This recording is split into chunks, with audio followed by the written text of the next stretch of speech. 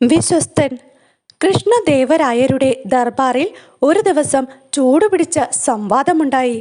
സമ്പന്നരാണോ പാവപ്പെട്ടവരാണോ കൂടുതൽ വിശ്വസ്തർ എന്നതായിരുന്നു വിഷയം. തിരുമനസേ, പാവപ്പെട്ടവന് ഒരിക്കലും വിശ്വസ്തനായിരിക്കാനാവില്ല. കാരണം അവൻ്റെ ദാരിദ്ര്യം നിറഞ്ഞ ചുറ്റുപാട് അവനെ അതിന് അനുവദിക്കുകയില്ല. അവൻ്റെ ചിന്ത എപ്പോഴും അന്നുള്ള കാര്യങ്ങൾ എങ്ങനെ നടത്താം എന്നതിലായിരിക്കും. അങ്ങനെയുള്ളവരിൽ നിന്ന് ഒരു തരത്തിലും വിശ്വസ്തത പ്രതീക്ഷിക്കാനാവില്ല. രാജപുരോഹിതൻ പറഞ്ഞു, എനിക്കതിനോട് യോജിക്കാനാവില്ല. പണമുള്ളവരിലാണ് വീണ്ടും വെട്ടിപ്പിടിക്കാനുള്ള അത്യാർത്തി കാണാറുള്ളത്. അവർ പണത്തിൻ്റെ കാര്യത്തിൽ ഒരു വിശ്വസ്തതയും പാലിക്കാറില്ല. തെന്നാലി രാമൻ പറഞ്ഞു.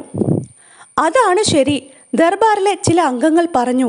അല്ല, രാജപുരോഹിതൻ പറഞ്ഞതാണ് ശരി, മറ്റു ചിലർ പറഞ്ഞു. തർക്കം മൂത്തതല്ലാതെ അതെങ്ങുമെങ്ങും എത്തിയില്ല. ഒടുവിൽ ചക്രവർത്തി ഇടപെട്ടു. വെറുതെ തർക്കിച്ചിട്ട് കാര്യമില്ല, തെളിവ് വേണം. എന്താ തെന്നാലി രാമ, താങ്കൾ പറഞ്ഞതാണ് ശരിയെന്ന് തെളിയിക്കാനാവുമോ? കൃഷ്ണദേവരായർ ചോദിച്ചു. തീർച്ചയായും തിരുമനസേ, തെന്നാലി രാമൻ സമ്മതിച്ചു. പക്ഷേ എനിക്കതിന് കുറച്ച് സമയം തരണം. എത്ര സമയം? ഒരാഴ്ച. സമ്മതിച്ചിരിക്കുന്നു. നിങ്ങൾ പറഞ്ഞതാണ് ശരിയെങ്കിൽ മികച്ച ഒരു പാരിതോഷികം നാം നിങ്ങൾക്ക് തരുന്നതായിരിക്കും. കൊട്ടാര ഖജനാവിൽ നിന്ന് ഏതാനും സ്വർണ്ണ നാണയങ്ങൾ കൂടി എനിക്ക് തരാൻ ഉത്തരവുണ്ടാകണം. ആരെവിടെ? തെന്നാലി രാമന് 20 സ്വർണ്ണ നാണയങ്ങൾ നൽകാൻ ഏർപ്പാട് ചെയ്യൂ. ചക്രവർത്തി കൽപ്പിച്ചു. ഖജനാവിൽ നിന്ന് സ്വർണ്ണ നാണയങ്ങൾ എത്തി. തെന്നാലി രാമൻ അവ പകുത്ത് ഓരോ ചെറിയ സഞ്ചികളിലായി കെട്ടി. തിരുമനസേ, ഈ സഞ്ചികളിൽ ഒന്ന് അതിരാവിലെ സമ്പന്നർ കുളിക്കാൻ പോകുന്ന കടവിലേക്കുള്ള വഴിയിൽ ഞാൻ ഇടും. മറ്റൊന്ന് പാവങ്ങൾ തൊഴിൽ അന്വേഷിച്ചിറങ്ങുന്ന വഴിയിലും. ഇതിൽ ഏത് സഞ്ചിയാണ് ഇതുപോലെ യാതൊരു വ്യത്യാസവും കൂടാതെ ഇവിടെ തന്നെ തിരികെ വന്നു ചേരുന്നതെന്ന് കാണാം. തെന്നാലി രാമൻ തൻ്റെ പദ്ധതി വിശദീകരിച്ചു. പിറ്റേന്ന് അതിരാവിലെ തെന്നാലി രാമൻ ഒരു നാണയക്കിഴി സമ്പന്നരുടെ കുളക്കടവിലേക്കുള്ള പാതയിൽ വലിച്ചെറിഞ്ഞു. എന്നിട്ട് ഒരു മരത്തിൻ്റെ പിറകിൽ മറഞ്ഞു നിന്നു. കുറച്ചു കഴിഞ്ഞപ്പോൾ ഒരാൾ അതുവഴി വന്നു. അയാൾ ആ പട്ടണത്തിലെ സമ്പന്നനായ വ്യാപാരിയായിരുന്നു. നാണയക്കിഴി അയാളുടെ കണ്ണിൽപ്പെട്ടു. അയാൾ അത് ഓടിച്ചെന്നെടുത്ത് തുറന്നു നോക്കി. സ്വർണ്ണ നാണയങ്ങൾ കണ്ട് അയാൾ സന്തോഷം കൊണ്ട് മതിമറന്നു. മഹാലക്ഷ്മി എന്നെ അനുഗ്രഹിച്ചു. ഇത്രയും കാലം കുളിച്ചു തൊഴുതതിനുള്ള പ്രതിഫലം എനിക്ക് കിട്ടി. വ്യാപാരി കുളിക്കാൻ നിൽക്കാതെ നാണയക്കിഴിയുമായി വീട്ടിലേക്ക് ഓടി. അടുത്ത ദിവസം പാവങ്ങൾ തൊഴിൽ അന്വേഷിച്ചു പോകുന്ന വഴിയിലാണ് തെന്നാലി രാമൻ നാണയക്കിഴി ഇട്ടത്. അതുവഴി വന്ന ഒരു സാധുവിന് ആ നാണയക്കിഴി കിട്ടി. അയാൾ അത് തുറന്നു നോക്കി. 10 സ്വർണ്ണ നാണയങ്ങൾ. സ്വർണ്ണ നാണയങ്ങൾ ഒരുമിച്ച് കണ്ടപ്പോൾ അയാൾ അന്തം വിട്ടുപോയി. ഈശ്വരാ, ഇത്രയും പണമോ? അയാൾ എന്ത് ചെയ്യണമെന്നറിയാതെ കുറേ നേരം അവിടെ തന്നെ നിന്നു. പിന്നെ വീട്ടിലേക്ക് മടങ്ങി. പക്ഷേ വീട്ടിലെത്തിയ അയാൾക്ക് ഒരു മനസ്സമാധാനവും ഉണ്ടായില്ല. ഇത്രയും വലിയ തുക കയ്യിൽ കിട്ടുന്നത് ആദ്യമായാണ്. അയാൾ രണ്ടും കൽപ്പിച്ച് നാണയവുമായി കൊട്ടാരത്തിൽ ചെന്നു. അവിടുത്തെ ഖജാൻജിയെ കണ്ട് വിവരം പറഞ്ഞു. ഇതെനിക്ക് കളഞ്ഞു കിട്ടിയതാണ്. കഴിയുമെങ്കിൽ ഇതിൻ്റെ അവകാശിയെ തേടി പിടിച്ചു കൊടുക്കാൻ ഏർപ്പാട് ചെയ്യുക. നോക്കാം. ഖജാൻജി നാണയം കൈപ്പറ്റിയതിനുള്ള ചീട്ട് കൊടുത്ത് അയാളെ പറഞ്ഞു വിട്ടു. ആദ്യത്തെ പണക്കിഴി തിരിച്ചു വരുന്നതും പ്രതീക്ഷിച്ച് തെന്നാലി രാമൻ ഒരാഴ്ച കാത്തിരുന്നു. പക്ഷേ അത് സംഭവിച്ചില്ല. തെന്നാലി രാമൻ ചക്രവർത്തിയെ മുഖം കാണിച്ചിട്ട് പറഞ്ഞു, നമ്മുടെ പണക്കിഴികളിൽ ഒന്ന് മാത്രമേ തിരിച്ചു വന്നുള്ളൂ.